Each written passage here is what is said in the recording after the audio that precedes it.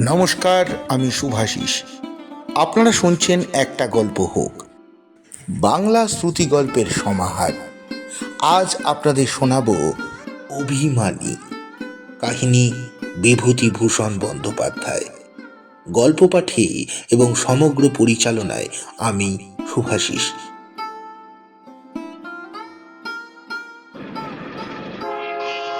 কাশি থেকে মোগল সরাই এলাম একবারে নিঃসম্বল অবস্থায়।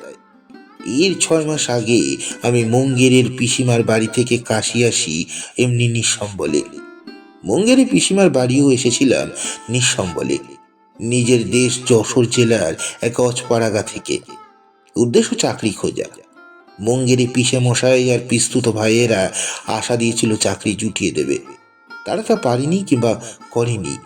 পিসিমাই কেবল স্তোক বাক্য দিতেন, থাকো না বাবু দুদিন, দেশ ছেয়ে এসেছে, জলে তো পড়ি নেই তুমি। এমন কিছু তো নয়, এমন কিছু নয় যে ঘরে তোমার ছেলে মেয়ে কাঁদছে। বলে আপনি আর কপনি, কিসের ভয় তোমার একটা পেটের জন্য? না চাকরি জোটে পিসিমার কুড়েতে দুদিন রইলেই বা। এ কথা আমার ভালো লাগলো না।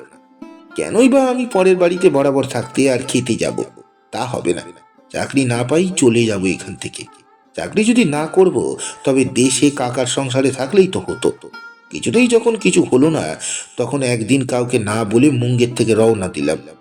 কাশি থেকে অবশ্য পত্র দিয়েছিলাম পিসিমাকে, আমি কাশি চলে এসেছি এবং ভালোই আছি। তিনি না ভাবেন। কাশিতে এই 6 মাস থেকেও কিছু জোটাতে পারিনি। ছত্রে ছত্রে খেয়ে বেরিয়েছি, যাত্রীদের মুটেগিরি করেছি, কখনো বা হোটেলে বাসন মাজার কাজ করেছি, কিন্তু স্থায়ী চাকরি কিছুই জোটাতে পারিনি। এখন এমন দশায় এসে পড়েছি যে আর কাশি থেকে লাভ নেই, কোনো খেতেই পাবো না। আজ সকালে কাশি থেকে হেঁটে এসেছি মোগল সরাই, বাংলাদেশেই ফিরব। সকালে এক মুঠো ছাতুর দলা খেয়ে পেট ভরে জল খেয়েছিলাম। সন্ধ্যের সময় ডাউন পার্সেল এক্সপ্রেসে উঠবো ঠিক করে বসে আছি। অনেকে বললে ওই ট্রেনে নাকি ভিড় কম হয়। আগে 4-5খানা ট্রেনে ভিড়ের জন্য উঠতে পারিনি। ভুল করে একখানা মিলিটারি স্পেশালে উঠে বসেছিলাম, হাত জোর করে নামিয়ে দিয়েছে। তখন বেলা 2:30। বেজায় খিদে পেয়েছে, সন্ধ্যের বেশি দেরি নেই। আমি প্ল্যাটফর্মের এক প্রান্তে বসে আছি। আমার কাছে প্ল্যাটফর্মের নিচে কয়েকজন পশ্চিমা লোক আটা মাখছে, ডাল বাচ্ছে। ওদের মধ্যে একজন আধবুড়ো লোক, রোগা কালো, মাথায় একটা ময়লা ন্যাকড়ার পাগড়ি জড়ানো। হিন্দিতে আমায় জিজ্ঞেস করলে, কোথায় যাবে? বাংলাদেশে। মকান? এই বাংলাদেশি। কোথায় এসেছিলে? আমি সংক্ষেপে ওদের কাছে আমার সমস্ত কাহিনী বললুম। ওদের মধ্যে একজন ছোকরা মতো লোক বললে, কুছ খাওনি? নেহি খায়া হ্যায় সারাদিন? সারাদিন নেহি খায়া হ্যায়? ছাতু খেয়েছি ও বেলা। এ বেলা কি খাবে? হাতে পয়সা কিছু আছে? না। ওদের মধ্যে কি কথার বিনিময় হলো। একজন দল ছেড়ে উঠে কোথায় গেল। মিনিট পরে ফিরে এসে বলল, বন্ধ হয়ে গেল বা। ওরা সকলে মিলে আমার মুখের দিকে চাইলে, কি বন্ধ হয়ে গেল, কি ব্যাপার? ওদের জিজ্ঞেস করলাম। যে লোকটি উঠে গিয়েছিল সে বললে, এখানে ছত্র আছে, এখানে ছত্র আছে মুসাফিরদের জন্য। আধ সের আটা আর আধ পোয়া ডাল সেখান থেকে দেয়। তোমার জন্য আনতে গিয়েছিলাম, তো বন্ধ হয়ে গিয়েছে। সেই পাগড়ি বাঁধা লোকটা বলল, গিয়েছে গিয়েছে, তুমি আমাদের এই খাবার থেকে খেয়েও এখন। আমি বললাম, না না, তা হয় না, তোমরা খাও, তোমাদের খাবারে আমি ভাগ বসাবো কেন? ওরা সকলে এক যোগে আপত্তি করল, রামজির লীলা, তিনি আমাকে ওদের সঙ্গে পরিচিত করেছেন। ওদের কথায় রামজির লীলা, তিনি আমাকে ওদের সঙ্গে পরিচিত করিয়েছেন। তারা যদি না দিয়ে খায় তবে ধর্ম থাকবে কোথায়? আমার আপত্তির পেছনে যে খুব জোর ছিল তাও নয়। ওরা হাতে চাপড়ে মোটা মোটা চাপাটি তৈরি করলে একটা মাটির ভারে কাঠ কয়লার ঢিমে আছে অড়হরের ডাল চাপিয়ে দিলে। আধ ঘন্টা পরে রান্না নামিয়ে আমায় 2খানা চাপাটি আর সেই চাপাটির ওপর খানিকটা অড়হরের ডাল ঢেলে বলে, এই খালি গিয়ে খালি গিয়ে। দুজন ওদের মধ্যে একজন বললে, ঝোটা মাত কিজিয়ে, থাড়াইয়ে থাড়াইয়ে থোড়া, এগো নিমকি লিজিয়ে। নিমকি অর্থাৎ একখণ্ড লেবুর আচার আমার চাপাটির এক কোণে ফেলে দিলে তার ওপর, পাছে এঁটো করে থাকি এই ভয়ে। সবাই একসঙ্গে ভোজন আরম্ভ করা গেল। ওদের ভদ্রতায় মুগ্ধ হলাম। কোথাকার কে তার ঠিক নেই, জাত নয়, জ্ঞাতি নয়। আমার জন্য কি মাথা ব্যথা, মানুষের মধ্যেই দেবতা বাস করে, সেদিনই বুঝলাম। এর আগে কাশিতে নিঃসম্বল অবস্থাতে কয়েকবার বুঝেছিলাম, সেদিনও বুঝলাম। খাওয়া দাওয়া হয়ে গেলে ওদের মধ্যে একজন বললে, বাবুজি আপ আপ জায়গা हम लोग का साथ। কোথায় যাব? জেলা চম্পারণ, থানা রামনগর, গাঁও মনিয়ারি। সেখানে গিয়ে কি করব? তোমাকে আমরা থাকতে দেব, খেতে দেব, তুমি বাঙালি বাবু, আমাদের ছেলেদের ইংরেজি পড়াবে। বেশ, যাব। মনে ভাবলাম আমার কি, যেখানে ভাত জোটে সেইখানেই আমার বাড়ি ঘর। ওদের গাড়ি এলো, আবার কাশির দিকে যেতে হলো। কাশি থেকে গোরখপুর, সেখান থেকে খেয়ায় গন্ডকী নদী পার হয়ে ওটি রেলওয়ের গাড়িতে উঠে পরদিন রাত 9টায় নামলাম নারকাটিয়াগঞ্জ। সেখান থেকে আবার ব্রাঞ্চ লাইন গেল রামনগর। রামনগর থেকে হাঁটা পথে ওদের গ্রাম মনিয়ারি, প্রায় 12 মাইল। মধ্যে সেচ বিভাগের খাল পার হতে হয় 2 বার। দিন 3 লাগলো সব শুদ্ধ, কিন্তু এখানে এসে বেশ লাগলো, বড় সুন্দর জায়গা। আমি যখন ওদের গ্রামে পৌঁছেছি তখন বেলা 3টে। দূরে একটা সাদা মতন জিনিস পাহাড়ের মাথায় দেখা যাচ্ছিল অনেকক্ষণ থেকে। আমি মনিয়ারি ক্যানাল পার হওয়ার সময় থেকে পর্যন্ত দেখে আসছি। বললাম, ওটা কি? ওরা বললে, बर्फ बर्फ, वो हिमालय गिरी ना है ना, ये हिमालय का जो बर्फ गिरता है। ও, ওই বরফাবৃত হিমালয়ের দৃশ্য? বাহ, কখনো দেখিনি তো, এমন নাকি দেখায়? কি অদ্ভুত, কি সুন্দর! এদেশে আমি না খেয়েও পড়ে থাকবো। দিন 2 কাটলো। ওদের মধ্যে পাগড়ি পরা আধ বয়সী লোকটার নাম মাধোলাল। অতি ভদ্রলোক, অবস্থা বেশ ভালো। পাড়াগাঁয় অঞ্চলের বড় চাষির গৃহস্থ। 25-26টা দুগ্ধবতী গরু বাড়িতে, দুধ দেয় প্রায় 1 মণ। ধান গম যথেষ্ট। মাধোলালের বাড়িতে ওর মেয়ে রাখনি আমাকে বড় যত্ন করে। কেমন সুন্দর মেয়ে, আর কি শান্ত মুখশ্রী। এই দেশের সকলের মুখেই সারল্য আর নিষ্কলঙ্কতার ছাপ। স্থানটি সভ্য জগৎ থেকে অনেক দূরে, হিমালয়ের পাদপ্রান্তে, অরণ্য ভূমির প্রান্ত দেশে। মাছ মাংস ডিম খুব মেলে, তবে এখানে মাছ মাংস সাধারণ লোক খায় না। দুধ ঘি প্রচুর। আগের চেয়ে এখানে এখন আকড়া হয়ে গেল অন্য দেশের তুলনায় যথেষ্ট সস্তা। এখানে এসে যেন একটা অদ্ভুত মায়ারাজ্যে এসেছি বলে মনে হলো। যেমন সকালের রোদ, তেমনি বিকালের রাঙা সূর্যালোকে দূরের তুষারাবৃত হিমালয় কি অদ্ভুত দেখায়। আমি গ্রাম থেকে বেরিয়ে বেড়াতে বেড়াতে বনের ধারে, পাহাড়ি নদী কুসমাইয়ের ধারে শিলাখণ্ডে বসে থাকি। নদীটার নাম, ভালো নাম কি যেন? নদীটার ভালো নাম কি কুসুমবতী? এই যদি হয় তবে ওর নাম সার্থক বটে। কত কি পুষ্পিত বন্যলতা ও গাছ যে ঝুঁকে পড়ছে কাঁচ স্বচ্ছ জলের উপরে। যেখানে যেখানে সেখানে শিলাখণ্ড ছড়ানো। সেখানে যেখানে খুশি বসে থাকো। খুব বড় শিলাখণ্ড আছে, যার উপর 8-10 জন লোক স্বচ্ছন্দে বসতে পারে। সেখানে ছায়ায় বসতাম আপন মনে। ঘন জঙ্গল আর দূরের তুষারাবৃত শৈলশৃঙ্গের চেয়ে কত কি ভাবতাম নির্জনে। খেতে পেতাম না কাশিতে। তার আগে কাকার সংসারে কি হেনস্তা, কি লাঞ্ছনা না গিয়েছে। হাতে পয়সা না থাকলে সবাই নিচু চোখে দেখে। এখানে এসে আনন্দ পেয়েছি, শান্তি পেয়েছি। মাধুলাল আমার ছেলের মতো যত্ন করে। আমি ওকে কাকা বলে ডাকি। এই কাকা আমার আপন কাকার কি তফাৎ, তাই ভাবি। 2-4টি ছেলে মেয়েকে ইংরেজি পড়াই। সারা গ্রামে মুন্সি চামনলাল আর আমি, এই 2টি মহাজ্ঞানী পণ্ডিত ব্যক্তি বিদ্যমান। বাকি যারা তারা কায় ক্লেশে নাম সই করতে পারে। রাখনি সন্ধ্যায় বলে, বাঙালি বাবু, আজ আমি তোমার জন্য ভাওড়া পাকাবো, খাবি তো? সে হ্যাঁ, সে কি? ভাওড়ার নাম শোনোনি? ভাওড়ার নাম শোনোনি? রাখনি খুব অবাক হয়ে যায়। এ আবার কোন দেশের লোক যে ভাউরার নাম শোনেনি।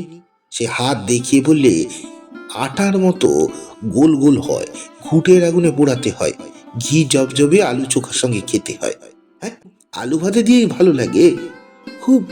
কি দেখো, আর বাঙালি বাবু, কি তুমি বাপনজিকে বলো তোমার কাছে আমি ইংরেজি ইংরেজি পড়বো। হ্যাঁ, আজই বলবো। তারপর রাখনি আমার সঙ্গে বসে গল্প করে। বাঙালি বাবু, এখানে থাকো, কোথায় যেতে দেব না। মাঠা খাওয়াবো, ছাতুর লাড্ডু খাওয়াবো, মালাই মিঠা খাওয়াবো। তা নয় খেলাম, কিন্তু মাছ, মাছ না খেলে বাঙালির শরীর টিকবে কতদিন? রাখনি খিলখিল করে হেসে ওঠে।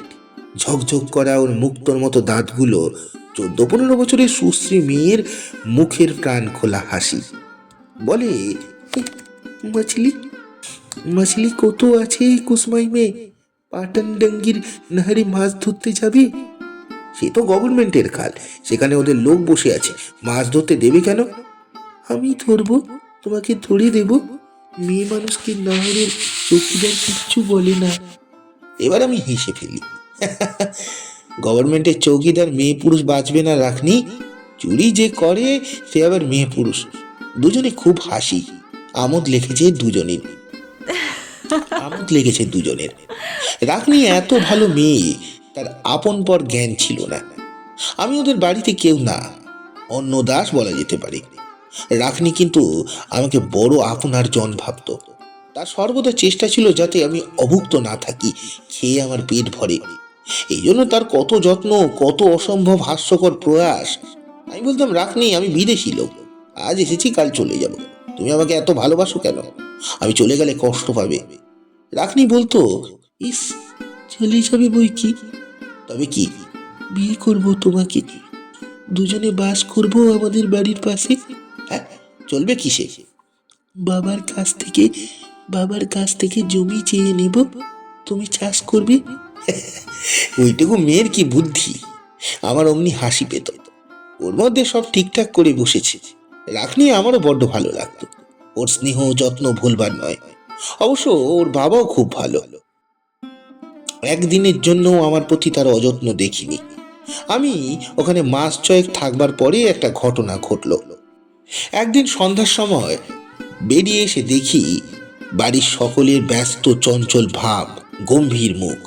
শোনা গেল মাধোলালের স্ত্রীর প্লেগ হয়েছে। প্লেগকে ওখানকার লোক বড্ড ভয় করে। বাড়িতে লোকজন আসা বন্ধ হয়ে গেল। গ্রামের চৌকিদার 11 মাইল দূরবর্তী থানায় খবর দিতে ছুটল। পরদিন সন্ধ্যায় মাধোলালের স্ত্রী মারা গেল। মাধোলালকে ধরল প্লেগে। তৃতীয় দিনে মাধোলালও মারা গেল। একই দিনে মাধোলালের বৃদ্ধা পিসিও দেহ রাখলেন। 6-7 দিনের মধ্যেই মাধোলালের বাড়ির সকলেই কাবার হলো, রাখনি বাদে। প্লেগ তখন আশেপাশের 2-1টা বাড়িতেও ধরেছে। ইতিমধ্যে একদিন ডাক্তার এসে সকলকে প্লেগের টিকে দিয়ে গেল। বেঁচে গেলাম আমি ও রাখনি, আধমরা অবস্থায় বাঁচা। আমার তখন কোনো জ্ঞান চৈতন্য এমন অবস্থা নেই। এমন দুর্দিনের মুখ কখনো দেখিনি। প্রতি মুহূর্তে মৃত্যুর সম্মুখীন হয়েছি। মৃত্যুর সে কি করুণ দৃশ্য দেখেছি চোখের সামনে। রাখনিকে নিয়ে আরো মুশকিল, তাকে সান্ত্বনা দেব কি? নিজের চোখের জল থামে না। যখন সব মিটে শেষ হয়ে গেল, প্লেগ থামলো, তখন ওদের বাড়িতে আমি আর রাখনি আর ভক্তদাস বলে একটা পুরনো চাকর, এই তিনজনেই টিম টিম করছি। কয়েকদিন কেটে গেল। সরকারি লোকেরা এসে ঘর দর ধুয়ে ওষুধ ছড়িয়ে দিয়ে পুরনো কাপড় চোপড় পুড়িয়ে দিয়ে গেল। আমার আর ভাল লাগছে না, এখান থেকে বেরিয়ে পড়তাম। কিন্তু রাখনিকে কার কাছে ফেলে যাই? এ হয়েছে মহা সমস্যা। এ আবার কি বিষম বন্ধনে ভগবান আমায় জড়িয়ে দিলে, তাই ভাবি। বেশ ছিলাম স্বাধীন, খাই না খাই কোনো বন্ধন দায়িত্ব ছিল না। গ্রামের লোক বললে, তুমি রাখনিকে বিয়ে করে ওদের বাড়িতে থাকো। অবস্থা ওদের সত্যিই ভালো, যথেষ্ট জমি জমা, গরু বাছুর, গোলা ভরা ধান, গম, জব, সর্ষে, এসবের বড় মালিক হয়ে থাকা বড় কম কথা নয়। ভেবে দেখো বাঙালি বাবু, এ বড় চেটিঘানি কথা নয় আজকালকার দিনে। রাখনি, তার কথা কি বলবো? সে তো আমাকে বেশ ভালোবাসে, দিনরাত কান্নাকাটি করে, আমি তাকে বোঝাই, সান্ত্বনা দিই। একদিন রাত্রে হলো কি, সেই কুসুমবতী নদীর ধারে বসে আছি। রাত বেশি নয়, সবে সন্ধ্যা উতরেছে। গলি গুলি অন্ধকার ঘন গাছের তলায়। এমন সময় রাখনি সেখানে এসে পেছন থেকে কাঁধে হাত দিয়ে দাঁড়ালো। চমকে উঠে বললাম, কে কে রে? ও তুমি? অমন করে আসতে হয়, ভয় করে না আমার? ভয় কিসের? ভূতের? তুমি তো ভূত মানো না বাবুজি। মানি নে, আবার ভূত না মানলেও ভয় করে এই অন্ধকারে রাত্রে। বসো রাখনি, একটা কথা। ও বসলো আমার পাশে, বসে বলল, কি? আমি ভাবছি এখান থেকে চলে যাব, অনেকদিন তো হলো এসেছি। যাবে? আর আমি, আমাদের বাড়ি ঘর? ভক্তদাস তো রইল, ও তোমার দেখাশোনা করবে। আমিও মাঝে মাঝে সময় পেলে এসে দেখে যাব। আমি যাব তোমার সঙ্গে। কোথায় যাবে? তাছাড়া ঘর বাড়ি, গরু বাছর, গোলা, জমি জমা, এসব এসব কি হবে? ওসব ভক্তদাস নিক, ওতে আমার দরকার নেই। সত্যি বলছি বাবুজি, কি হবে গরু বাছর ঘর ধরে? তুমি যাকে হয় বিলিয়ে দিয়ে যাও, আমি এখানে থাকবো না, আমার ভালো লাগছে না। কথা শেষ করে ও মিনতি সুরে আমার হাত দুটো ধরে বললে, আমায় ফেলে কোথাও যেও না বাবুজি, বলো, বলো যাবে না। আর যদি যাও, আমায় নিয়ে যাবে। এখানে থাকবো কার কাছে তা বলো। কেন ভক্তদাস? না, না, আমি থাকবো না। ভক্তদাস মরে গেলে তখন কার কাছে থাকবো? সেই ব্যবস্থা হয়ে যাবে তখন। না, না, না, না, ব্যবস্থাতে দরকার নেই বাবুজি। আমি আমি তোমার সঙ্গেই যাবই। আমি পড়ে গেলাম মহা ফাপড়ে ওর কথা শুনে।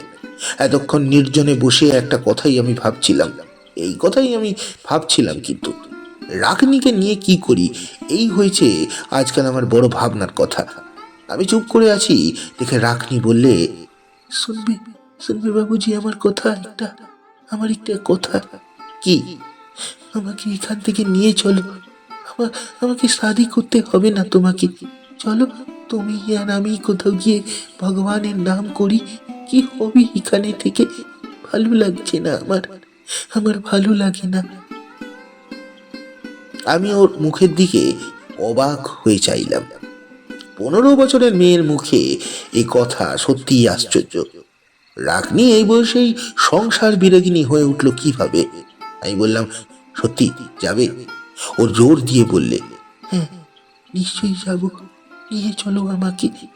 এখানকার বিষয় আশয় কাউকে বিলিয়ে দাও, নয়তো ভক্ত দাসকে দিয়ে দাও।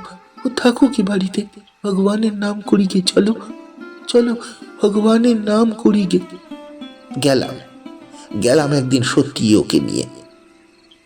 এলাম গন্ডক নদী পার হয়ে গোরখপুর হয়ে কাশী। সঙ্গে ছিল 400-500 টাকা আর রাগনির মায়ের অনেক সোনার গয়না। কাশী থেকে গেলাম হরিদ্বার। ওদিকে আমার মনে ভয় হয়েছে, নাবালিকা মেয়েকে নিয়ে চলেছি, পুলিশ হয়তো উৎপাত করতে পারে। এক ধর্মশালায় উঠে দিন তিনেক থেকে রাগনিকে নিয়ে কনখলে গেলাম। এক পান্ডার বাড়ি ওকে রাখলাম। রাগনি বলে, তোমার তোমার কাছে থাকবো। এখানে কেন? তুমি জায়গা ঠিক করো, আমরা দুজনেই সেখানে থেকেই ভগবানের নাম করব। দিন দিন একটা আশ্চর্য ব্যাপার লক্ষ্য করলাম। হরিদ্বারে এসে পর্যন্ত ভগবানের পথে যাওয়ার জন্য ওর প্রাণ ব্যাকুল হয়ে উঠতে লাগলো। এক বাঙালি সাধুর সঙ্গে খুব আলাপ হয়ে গেল গঙ্গার ধারের ঘাটে। তার নাম স্বামী বাসুদেবানন্দ। তার আশ্রমেও আমরা গেলাম। কনখলে গঙ্গার ধারে একটা পুরনো দোতলা বাড়িতে তিনি থাকেন। স্থানটি নির্জন, বাঁধানো ঘাট পুরনো বাড়ির নিচে, পুরনো মন্দির ঘাটের ওপরে। কিভাবে আলাপ হলো তা বলি। আমরা সেই পুরনো ভাঙা ঘাটে গিয়ে বসেছিলাম সন্ধেবেলা। ওপরে কি একটা পাহাড়, পরে নাম শুনেছিলাম চণ্ডীর পাহাড়। রাখনির বেশ কলা, ও গুনগুন করে বাবার মুখে শেখা একটা রামজির ভজন ধরলে। দেখি ওর চোখ ছলছল করছে। বললাম, রাখনি একটু জোরে গাও, বেশ লাগছে। না, গাইবো না। মার খাবে জোরে না গাইলে। দুজনেই হেসে উঠল। সত্যি কি সুন্দর কেটেছে ওই হরিদ্বারের গঙ্গার ধারের দিনগুলো, মনে মনে তাই ভাবি। কি সুন্দর সন্ধ্যা, কি চমৎকার জ্যোৎস্নার আলো গঙ্গার নীল ধারার ওপর। আমরা বসে আছি, এমন সময় ঘাটের ওপর মন্দিরের আরতির ঘন্টা বেজে উঠল। আমরা ঘাট থেকে উঠে আরতি দেখতে গেলাম। সুন্দর কৃষ্ণমূর্তি। আরতির পরে বৃদ্ধ পূজারী আমাদের হাতে প্রসাদের বাতাসা বিতরণ করলেন। স্বজাতীয় চেহারা দেখে মনে হলো তিনি বাঙালি। দেখলে ভক্তি হয়। রাখনি বললে, জিজ্ঞেস করো না, ওকে জিজ্ঞেস করো উনি কি মন্দিরে থাকেন। আমি বিনীতভাবে বললাম, আচ্ছা, আপনি কি বাঙালি? তিনি হেসে বললেন, হ্যাঁ, তুমিও কি বাঙালি? আগে হ্যাঁ। কোথায় উঠেছো এখানে? এক পান্ডার বাড়ি। আমি তাকে রাখনির সমস্ত বিবরণ খুলে বললাম। রাখনিও ছলছল চোখে দেহাতি হিন্দিতে তার মনের কথা খুলে বললে। আমরা তার আশ্রয় প্রার্থনা করলাম। তার আশ্রমে আমাদের স্থান দিলেন তিনি। রাখনি কি খুশি! 7 দিনের মধ্যেই সে সাধিকা সন্ন্যাসিনী বনে গেল। 15 বছরের মেয়ে। কি তার ভজন গানে নিষ্ঠা! মন্দির মার্জনা করতে লাগলো যেন প্রাণ ঢেলে দিয়ে। বিগ্রহের পূজার সমস্ত আয়োজন, ফুল তোলা, পূজার বাসন ধোয়া মাজা, ধূপ ধুনো দেওয়া, সব ও করবে কি একাগ্র মনে, কি ভক্তির সঙ্গে। এখানে এসে ও ভাবতে লাগলো যেন নিজের স্থানটিতেই এসে পৌঁছেছে এতদিনে। বাসু দেবানন্দ সন্ধ্যাবেলায় ওর মুখে হিন্দি ভজন শুনে বড় খুশি। একটি না দুটি মাত্র ভজন সে জানে, তার বাবার মুখে শোনা। তার মধ্যে একটা হলো তুলসীদাসের, পঙ্গু চড়ে গিরি পর গহন মুখ করে বাচাল। বাসুদেবানন্দ ওর সস্নেহে পিঠ চাপড়ে বলতেন, পাগলে, আর জন্মে তুই ব্রজের গোপী ছিলি, এই বয়সে এত কৃষ্ণ ভক্তি এলো কোথা থেকে তাই ভাবি। তার ফুলের মতো পবিত্র বালিকা মনটি সর্বদা উন্মুখ হয়ে থাকে এতটুকু ভক্তির আলো পাওয়ার জন্য। মন্দিরের বিগ্রহের এমন প্রাণ ঢালা সেবা দেখে স্বামীজি নিজেই মুগ্ধ হয়ে গেলেন। রাখনির চেহারা দিনে দিনে বদলাচ্ছে। সে যেন ওই মন্দিরের চিহ্নিত দেবদাসী কত কাল থেকে। রাখনি আর আমার সঙ্গে কথা বলে না। দিন দিন সে মন্দিরের কাজে নিজেকে বিলিয়ে দিচ্ছে। ও দূরে সরে যাচ্ছে ক্রমশই আমার কাছ থেকে।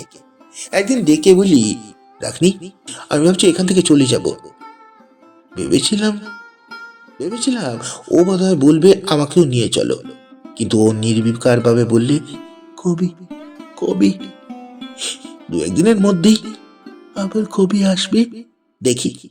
এতেও কিছু বললে না। রাখনির মন এখন অন্যদিকে চলে গিয়েছে। আমায় ও আর চায় না। বড় দুঃখ হলো মনে। মনে পড়ল কুসুমবতীর তীরে সেই সব সন্ধ্যার কথা। কি মধুর হয়েই আছে সেগুলোর স্মৃতি মনের কোণে। কত দূরে চলে গিয়েছে সেই সব দিন, আর কোনোদিন ফিরবে না। বেশ বুঝতে পারি আর সে ফিরবে না। এক এক সময় ভাবি, ভুল আমিই করেছি। রাখনিকে বিয়ে করে ওদের গ্রামেই বাস করতে পারতাম। সকলে বলেও ছিল, রাখনিও বলেছিল, কারোর কথা শুনিনি। একদিন কাউকে কিছু না বলে কনখল থেকে রওনা হলাম। আজ 7-8 মাস হয়ে গেল। আর যাইনি, চিঠিপত্রও দিইনি, যাবও না। আশা করি রাখনি সুখী হয়েছে। তবুও ভুলতে পারিনি কুসমাইয়ের ধারে সেই অপূর্ব সন্ধ্যাগুলো। রাখনি আমার হাত ধরে বলেছিল, কোথায় চলে যাবে বাবুজি? যাও যাও তো, আমায় নিয়ে যেও। পেছনের দিন পেছনেই পড়ে থাকে, আর কোনোদিনই সামনে এসে এগিয়ে দাঁড়ায় না। আমি এসে আবার কাকার বাড়ি ঢুকেছি। কাকার গরু বাছর বাঁধি, হাট বাজার করি, খুড়িমার মুখ নাড়া খাই, সঙ্গে সঙ্গে 2টো ভাতও, নয়তো এই বাজারে ভাত পাচ্ছি কোথায়। সমাপ্ত। গল্পটি আপনাদের কেমন লাগলো অবশ্যই জানাবেন। গল্পটি ভালো লাগলে লাইক, কমেন্ট, সাবস্ক্রাইব ও শেয়ার করে আমাকে সাপোর্ট করতে ভুলবেন না। নমস্কার।